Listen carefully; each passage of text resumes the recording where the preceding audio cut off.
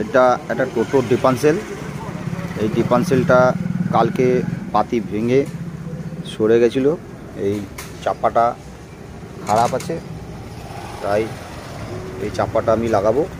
এই একটা চাপা কেটে বানিয়ে রেখেছি। এই মালটা দোকানে পাওয়া যায় না, এটা ডিপানসেল শোতেই আসে, যার ফলে আমি এটা একটা কেটে রেখেছি। আমি এই চাপাটা এখানে পরিষ্কার করে কেটে বাদ দিয়ে এই চাপাটা আমি এই সাইডে লাগাবো।